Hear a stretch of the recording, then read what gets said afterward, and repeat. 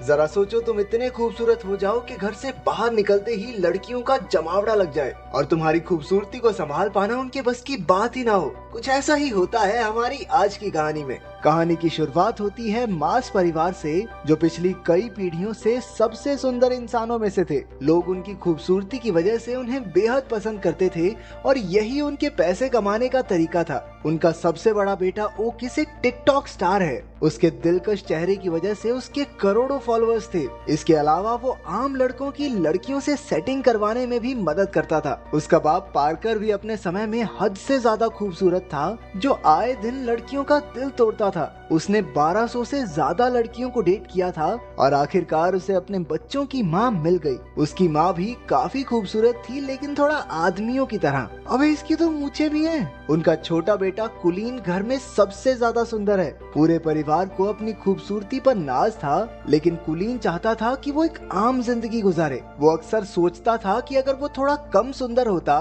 तो हर बार बाहर निकलने पर उसके पीछे लड़कियों की भीड़ ना पड़ती। उसके सुंदर चेहरे की एक झलक देखते ही लड़कियां पागल सी हो जाती। किसी की नाक से खून बहता तो कोई अपने बाल नोचकर इधर उधर कूदने लग जाती। नतीजा ये हुआ कि कुलीन की आज तक किसी लड़की से बात तक नहीं हो पाई थी। वो ज्यादा बाहर नहीं जाता था और अब तक घर से ही पढ़ रहा था। कुलीन के पास अपनी मछली के अलावा बात करने के लिए कोई भी नहीं था। वो अकेला ही पत्ते खेलते हुए मछली से बातें करता रहता। उसके इस बर्ताव से उसके परिवार को काफी चिंता हो रही थी। ओकिस कई बार उसे सुंदर लड़कियों की तस्वीरें दिखाकर पंप देता कि जा भाई, दुनिया में लड़की लड़की पटा, क्या कर रहा है तू।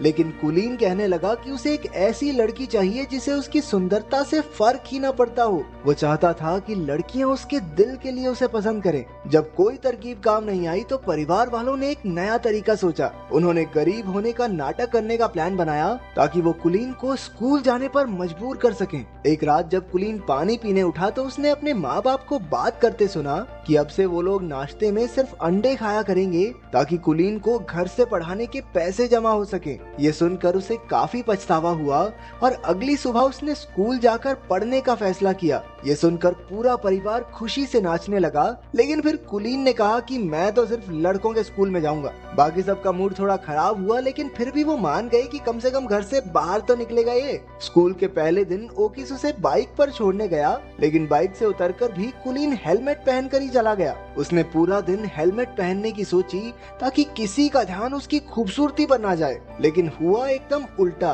क्योंकि हेलमेट की वजह से सारे बच्चे उसे ही देखने लगे। उसे परेशान करने सिडी नाम का एक लड़का और उसके चेले आ गए। जब टीचर आई तो उसने कुलीन को हेलमेट उतारने को कहा। ना चाहते हुए भी कुलीन को अपना हेलमेट उतारना पड़ा और सबने उसका दिलकश चेहरा देख लिया। इसके बाद तो टीचर सीधा हॉस्पिटल में पहुंच गई, क्योंकि कुलीन को देखते ही उसकी सांसें थम गई थी। कुलीन सीधा घर की ओर भागा, लेकिन बदमाश लड़कों ने उसे रास्ते में ही पकड़ लिया। उसे स्टोर रूम में लाकर वो लोग सुपर हीरोज की तरह अपनी पहचान बताने लगे। ये तीनों पिछले 3 साल से स्कूल में पढ़े थे, क्योंकि सिटी को बस बीबीएम स्कूल की सबसे सुंदर लड़की अमेंडा के साथ ही पार्टी में जाना है। अमेंडा सिर्फ सुंदर लड़कों की बात ही सुनती है, इसलिए उन्होंने कुलीन को अपना डाकिया बनाने की सोची। फिर उन्होंने कीबो नाम के एक शरीफ लड़के को धमका कर उसका साथी बना दिया। कुछ देर बाद कुलीन प्रिंसिपल के पास इन बदमाश लड़कों की शिकायत करने पहुंचा। प्रिंसिपल बेचारा खुद ही अपने बेटे की वजह से परेशान था। वो उल्टा कुलीन से ही कहने लगा कि लड़की पटवा दे भाई इस बावड़ी बूथ से,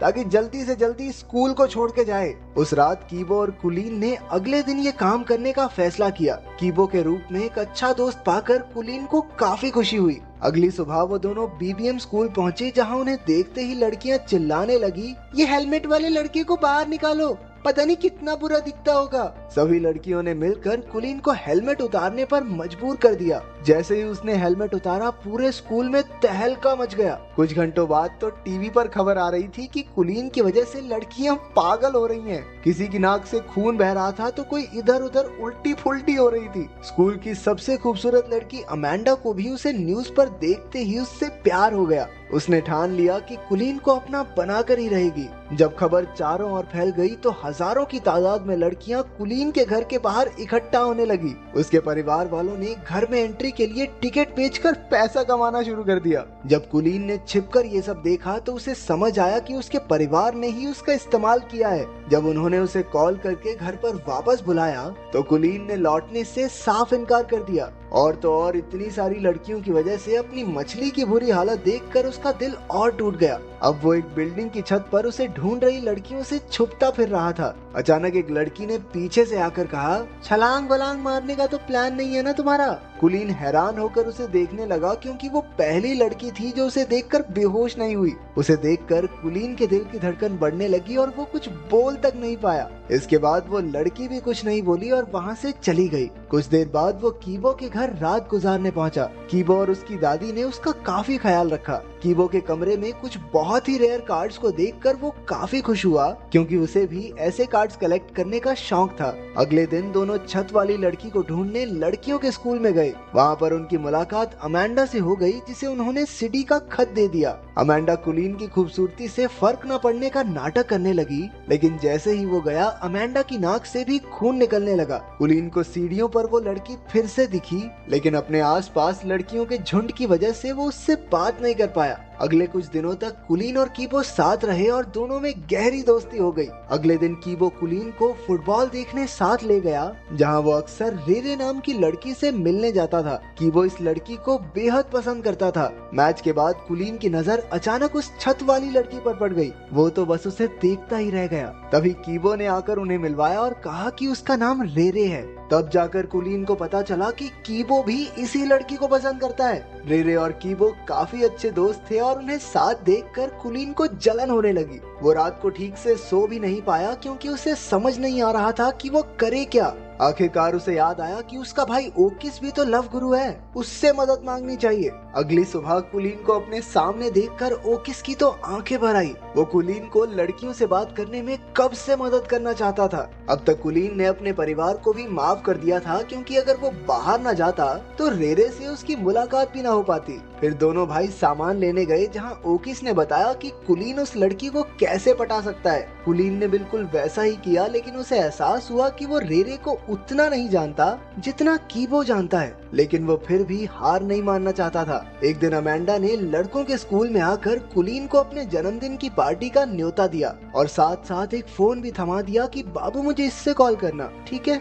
फिर शाम को कीबो, कुलीन और रेरे घूमने गए। वहाँ कुलीन समझ गया कि रेरे भी कीबो को पसंद करती है। उन्हें साथ देखकर उसे जलन महसूस हो रही थी। बाद में कीबो के जाने पर उसने सीधा रेरे से पूछ लिया कि क्या वो कीबो को पसंद करती है। पहले तो रेरे नहीं मानी, लेकिन जब कुलीन ने झूठ कह दिया कि कीबो तो अमेंडा से प्यार करता है, तो अचानक से रेरे का मुंह उतर गया। अब ये साफ था कि रेरे को भी कीबो पसंद है। इसके बाद घर लौटकर कुलीन ने अमेंडा को फोन करके उससे कुछ मदद मांगी, और वो तो कुलीन के प्यार में कुछ भी करने को तैयार थी। फिर अगले दिन अमेंडा के बर्थडे पर कुलीन और कीबो दोनों पहुंचे, तो अचानक से अमेंडा ने कुलीन को छोड़कर कीबो पर ध्यान देना शुरू कर दिया। वो उसे खींचकर साइड में ले गई और तभी रेरे भी पार्टी में आ गई। रेरे की नजर अमेंडा पर पड़ी, जो कीबो को किस कर रही थी। ये देखकर उस बेचारी का दिल टूट गया और वो वहाँ से भाग निकली। उसके पीछे पीछे कुलीन ने भी जाकर अपने प्यार का इजहार कर दिया। रेरे ने जवाब दिया कि वो तो उसे सिर्फ दोस्त ही समझती है।